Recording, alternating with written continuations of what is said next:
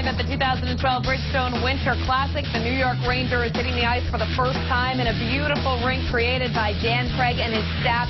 A rink that began being made on December 5th, and here we are, less than 24 hours away from face-off between the Flyers and the Rangers, the top two teams in the Eastern Conference. The team taking a beautiful picture on the rink, a nice memento of the memories that will be formed here today, later this afternoon with their families, and of course tomorrow the build-up for the game. And they're wearing the Winter Classic uniforms presented by Reebok, a great moment for all those in attendance and for the players to enjoy as well. And there's Marc Staal. It's good seeing him out with his teammates. So hopefully in the second half of the season he'll be able to come back and play.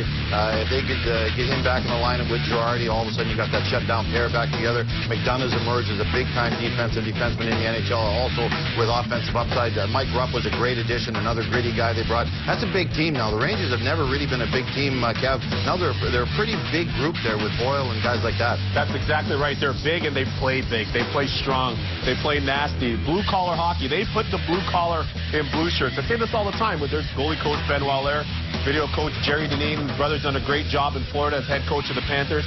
But one thing about the Rangers that a lot of people don't really recognize, when you think New York, you think stars, you think glitz, you think glamour. This team has kind of embodied the everyman of New York, the hard-working fabric of the people of New York City. And speaking of fabric, they did a great job on these jerseys. I think Phillies jerseys are sick. Of course. These are off the chain. I love these jerseys. See, I think that's what John Tortorella has done better than anything else. He's changed the culture of this team. They're a team that can win different games now. They always were a skilled team, could score pretty goals, but they could never get down in the trenches with a team like Philadelphia or a team with grit. Now they have those guys. Rupp, as I mentioned, Callahan, the captain, is a gritty guy. They want guys to block shot. Pruss right there, a real tough guy. They block shots. They win battles on the wall. They score ugly goals. They score pretty goals.